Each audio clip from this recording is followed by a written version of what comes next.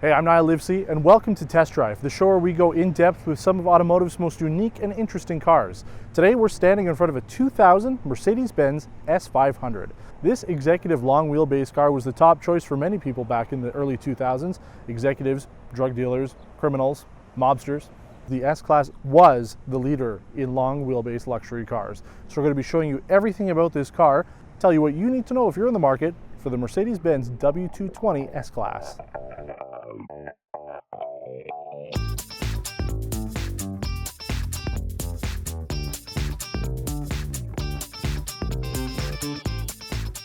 This spotlight will be a little different as we're going to be covering two different W220s during the course of this video. We filmed the 2000 S500 for W220 vs E38 Showdown back in May, however the owner wasn't available for us to film the driving segment for the car. Luck had it that the owner of one of the recent videos we filmed happened to have a facelift S430 4MATIC in the exact same exterior color. So we'll be showing you the full tour with the S500, the facelift changes of the S430, then going for a drive with that S430. While the world was introduced to the new W220 S-Class in 1998, we here in North America had to wait until 2000 before getting behind the wheel of the next generation Mercedes flagship. The squared edges of the W140 had been smoothed out and curved to contour the new design language adopted by Mercedes. Mercedes changed the taillights, headlights, side mirror and indicator lights with the facelift in 2002.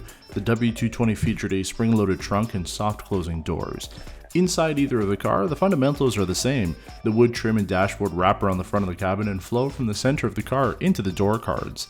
At the bottom of the driver's door you'll find the window switches and trunk release. Facelift buttons changed to fill up the space a little bit more. Mirror and seat controls are located up top. To the left of the steering wheel is the headlight switch, automatic on the facelift, along with the headlight washer switch and parking brake release. The steering wheel is pretty straightforward, similar layout to those on other Mercedes models from this era. The multifunction cluster computer shows diagnostic errors, navigation directions, media information, and other typical computer stuff. The center console has several dials for vent and temperature between the two middle air vents. Below is the traction control, ride aromatic level control, adaptive dampening control, rear seat head restraints, hazard, central locking, and the alarm tow-away system buttons. Standard resolution command was available with navigation as an option. The widescreen navigation replaced that for facelift models. Climate controls are located below that with storage between the bottom of the console and the gear shifter. The mirror has HomeLink buttons and map lights built into it. SOS and sunroof controls are located on the roof above that. The S500 is a long wheelbase model, which gives an extra half foot of rear legroom for passengers. Base models have no climate control options in the back, but feature air vents in the B-pillars.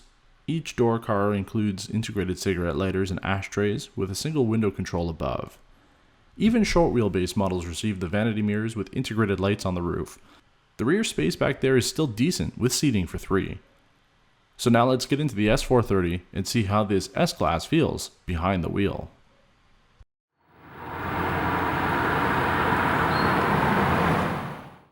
So the first thing I noticed when I got into this S-Class is just unbelievable comfort. I mean, it is probably the most comfortable car I've ever sat in, and I've been in here for like 5 minutes and I've made that determination already.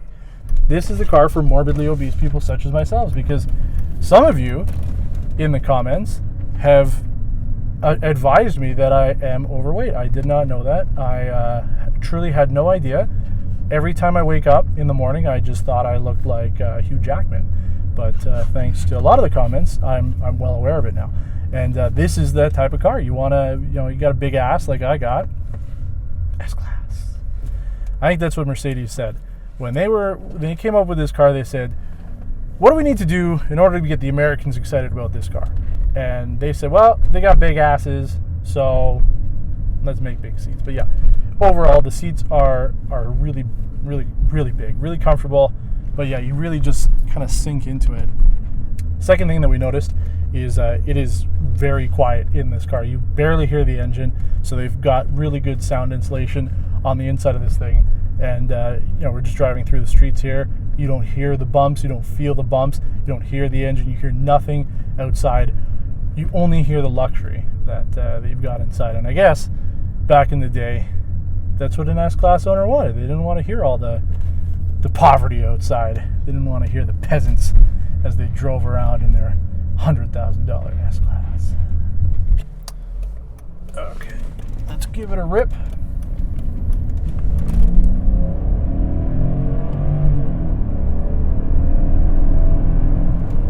That's pretty good. Yeah. Gets up to 6,000. Yeah, you don't feel it. Like it's really smooth. Like if I were to use a buzzword to describe this car, the only thing I can think of is smooth, because that is what this car is.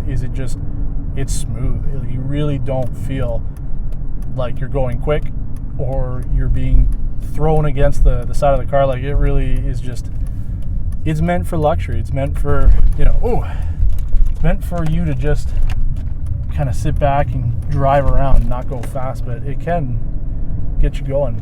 Get the S500, you're going to be going pretty quick. S430 is not too bad. The transmission has there's a C and an S. I guess the S is for sport and the C is for comfort. There's no cup holders built into the center console. There's one in the passenger side kind of wheel well where their leg would be. So I mean, if you got your big gulp, you're going to be kind of feeling up your passenger a little bit while you're grabbing it.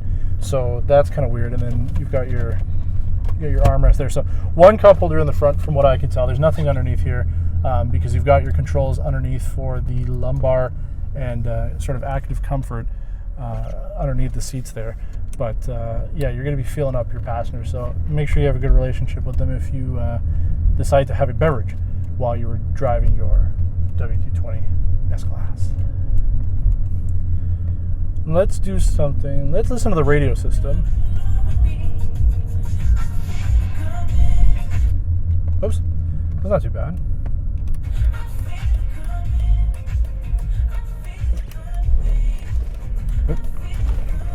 Throttle's a little, I don't know, the throttle's a little weird on this. Like normal cars, you'll kind of give it a little bit of gas and it'll go, but this one, you give it a little bit of gas and you don't move the pedal beyond that, and it goes for a second and then it just kind of hesitates after that. It's a little weird, but I mean, again, it's an S-Class, right? We're not driving an AMG here.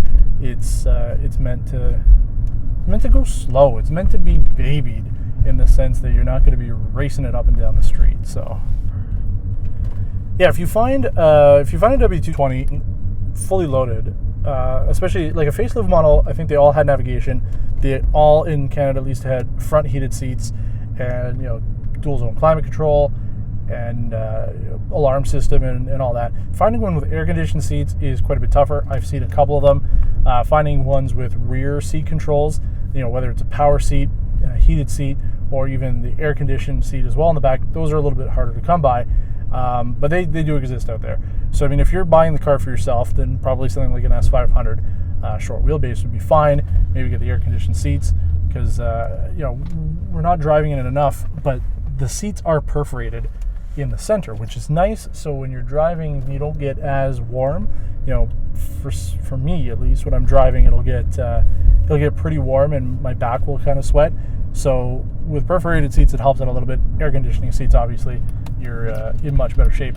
So overall, finding a W220 is not a difficult task. Finding one option the way that you want might be a little bit more difficult.